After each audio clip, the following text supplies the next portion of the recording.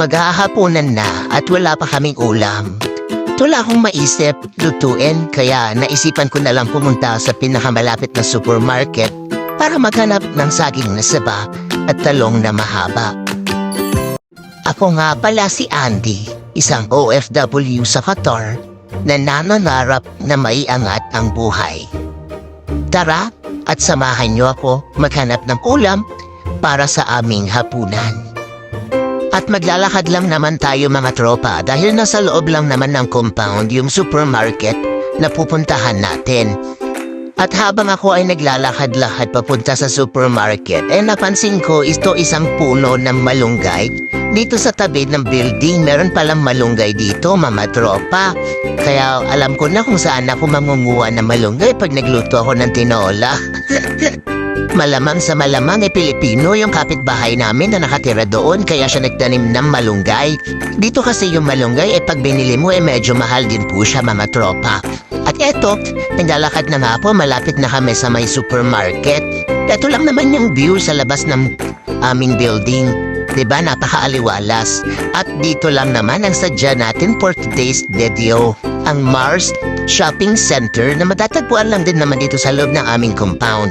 Ang kagandahan kasi dito sa shopping center na to, bukod sa malapit siya sa bahay at hindi mo na kinakailangan pang lumabas at mamasahe, lagi din silang merong mga sale na products dito na talaga namang sulit na sulit. At bukod pa dyan, meron din silang ibinibenta ang mga Filipino products dito. Kaya hindi mo na kinakailangan pang lumabas at mamasahe para lang makapamili ng mga Filipino products sa mga Filipino department stores na makikita dito. At kung pagod ka na sa trabaho at minsan ay wala ka ng time para magluto ng ulam mo, meron na rin sila mga inibentang lutong ulam dito na pang Pilipino tulad ng roast beef, mixed vegetables with cream sauce, meron din silang chicken curry, tapos meron na din sila ditong chicken dinaftakan, may sweet and sour fish fillet, tapos meron din dito mga barbecue meal at marami pang iba. So yung mga ulam na yan nagbabago po yan everyday. So iba't ibang klaseng putahe po ang binibenta nila araw-araw.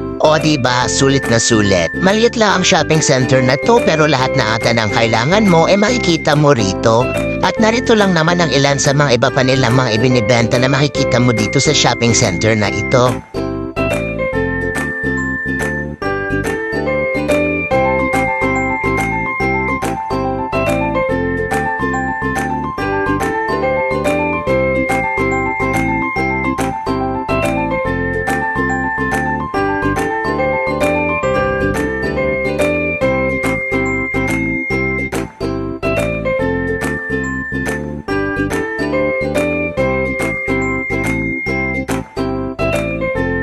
At sabi ko nga sa intro ko kanina mga tropa na isa sa mga sinadya natin dito is yung talong na mahaba. Dito kasi sa Middle East meron dalawang klase ng talong. Meron yung talong na mataba at meron yung mahaba. Mas gusto ko yung mahaba Kaya eto kasing kaisama natin, nag-create daw siya bigla ng puki-puki kaya naman ipagluluto natin siya. Kaya eto, bumili na ako ng mga kakailanganin kong sangkap at nagpatimbang na rin ako dito kay kuya na mga napili kong mga gulay. At syempre, i-flex din natin ang kaibigan nating si Mayora na may-ari ng bahay. At eto, namimili na naman po siya ng pang-salad dahil bigla na naman daw po siya nag-crave ng minatamis. And speaking of tamis, syempre kailanganin natin ng condensed milk para sa ating salad. Dahil sa sobrang dami ng mga choices ng milk dito, naghingi na ako ng tulong sa ating kabayang si Marcy Mark. Kung ano nga ba ang mas better sa mga milk na to.